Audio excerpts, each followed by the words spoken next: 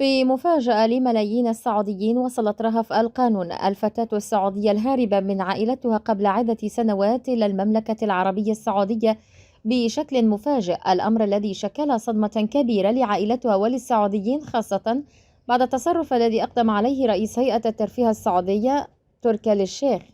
وفي تفاصيل القصة، قال تقرير كندي أن طائرة خاصة وصلت إلى كندا مؤخرا بتعليمات من ولي العهد السعودي الأمير محمد بن سلمان وبتنفيذ من تركي آل الشيخ من أجل نقل رهف القانون إلى السعودية وإعادتها إلى بلدها مع ضمان أمنها الشخصي ومنحها امتيازات غير مسبوقة.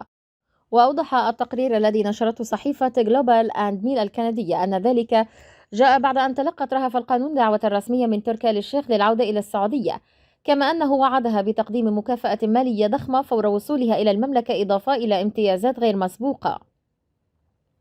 وبحسب التقرير الكندي، فإن الطائرة الخاصة أرسلت إلى رهف القانون بعد موافقتها على العودة إلى السعودية، وبعد تلقيها ضمانات من آل الشيخ بتوفير الحماية الخاصة لها، خاصة وأنه وعدها بأنها ستقيم في أحد قصوره الخاصة ولا يسمح لأحد من أهلها بالتعرض لها. وأكد التقرير الكندي أن الحكومة الكندية تلقت ضمانات بشأن حماية رهف القانون وعدم تعرضها لأي مكروه، خاصة وأن القانون تمتلك إقامة وحصلت على حق اللجوء السياسي والاجتماعي من قبل الحكومة الكندية.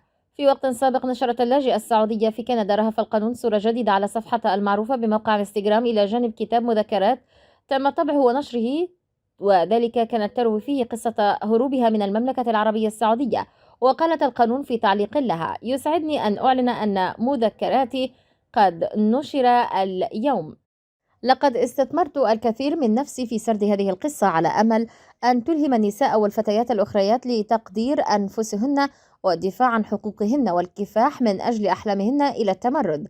وتابعت القانون قائلة: شكرا لكم جميعا على كل حب والدعم الذي قدمتوه لي، أنا متحمسة جدا لمشاركة قصتي معكم. يذكر أن القانون بدأت بتصدر عناوين الإعلام العالمي في يناير كانونتان 2019 عندما قالت أنها تخشى على حياتها إذا أجبرت على العودة إلى موطنها، وعندما كانت تقبع بغرفة الفندق في مطار بانكوك وسط تهديدات بترحيلها، قاومت القانون الترحيل من تايلاند وإعادتها إلى الكويت، حيث تقيم أسرتها التي فرت منها بسبب التعنيف على حد تعبيرها عبر البقاء في غرفتها بالفندق في العاصمة التايلاندية بانكوك حتى قدوم المفوضية العليا التي وضعتها تحت حمايتها. وأعلن بعدها من قبل رئيس مكتب الهجرة التايلاندي الفاتانت جنرال سوار شيت هاكابل أن رهف القانون ستغادر إلى كندا على متن طائرة تابعة لشركة الخطوط الجوية الكورية في بانكوك.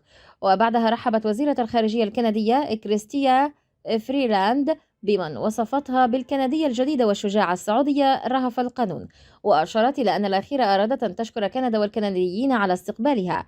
وبدأت استراتيجية الغسيل الرياضي للسعودية ترتد سلبا على النظام الحاكم في الرياض وسط تهديدات قضائية في الولايات المتحدة الأمريكية، إذ طلبت بطولات BJI لمحترفي الجولف من أحد القضاة في الولايات المتحدة بالسماح لها بمقاضاة صندوق الاستثمارات العامة السعودي ومحافظه ياسر الرميان وسط معارك قانونية طاحنة مع دوري LIV الجديد. وأوردت وكالة بلومبورغ أن بطولات BJI الأمريكية تسعى إلى إضافة صندوق الثروة السيادية السعودي ومحافظة إلى الدعوى القضائية التي تزعم أن دوري LIV المدعوم من السعودية يتنافس بشكل غير عادل من خلال إغراء لاعبي جولة BJI بملايين الدولارات لخرق عقودهم. ويأتي طلب إضافة متهمين إضافيين أيضا في الوقت الذي وصلت فيه بطولات BJI ودوري LIV إلى طريق مسدود بسبب السجلات التي يطلبها كل جانب قبل المحاكمة المحددة في يناير 2024. وبدأت المعركة بين دوري الجولف العريق مع 11 لاعبا ذهبوا للمشاركة في الدوري الجديد المدعوم من صندوق الاستثمارات العامة السعودي، حيث رفع اللاعبون دعوى قضائية ضد بطولات BJI بعد إيقافهم عن المشاركة نظرا لانتقالهم إلى بطولة جديدة. وانضم دوري LIV إلى الدعوى بعد شهر، مما دفع نجوم اللعبة إلى الانسحاب. وردت BJI بعد ذلك مدعية أن تدخل LIV المزعوم في عقود لاعبيها أضر بعلامتها التجارية وسمعتها، بينما يدعي الدوري المدعوم سعوديا أن BJI هي شركة احتكارية تعمل على تخريب منافس جديد. وقالت شركة LIV للجولف المدعومة من السعودية في دعوة قضائية أن كوندوليزا رايس الذي سبق لها أن شغلت منصب وزيرة الخارجية الأمريكية ربما حاولت التأثير على وزارة العدل لعدم التحقيق مع شركة BGI في انتهاكات محتملة لمكافحة الاحتكار مع اشتداد الاشتباك بين الخصمين العام الماضي. وادعى دوري الIV في دعوى جديدة الاثنين أن BGI حاولت منع المنافسة الجديدة بشكل غير قانوني، وبحسب ما نقلته وكالة بلومبرج فإن LIV ادعت أن رايس وهي عضوة في نادي أغسطا الوطني للجولف حاولت التأثير على وزارة العدل لعدم التحقيق في قضية الاحتكار. وكان السعوديون وقعوا مع أشهر الأسماء في لعبة الجولف للمشاركة في بطولتهم الجديدة بعدما أغروهم بالمال، بحسب صحيفة نيويورك تايمز التي قالت في وقت سابق أن الدوري الممول سعوديا يأتي لمنافسة بطولات BGI، وهي البطولة التي كانت لعقود من الزمان أهم حدث وأعلى مستوى في بطولات الجولف العالمية ومعيارها الأول. وجمع الدوري الجديد الممول من السعودية 48 لاعبا أغرتهم الجوائز المالية المفرطة البالغة أكثر من 250 مليون دولار الممتدة على 8 جولات في مختلف أنحاء العالم وبصيغة فريدة على مدى 3 أيام دون انقطاع. في أكتوبر الماضي أفادت شبكة CNBC الإخبارية بأن بطولات BGI لمحترفي الجولف رفعت دعوى قضائية ضد صندوق الاستثمارات العامة السعودي مطالبة المحاكم الأمريكية باستجواب محافظة ياسر الرميان بشأن بطولة LIV التي أطلقها صندوق الثروة السعودي.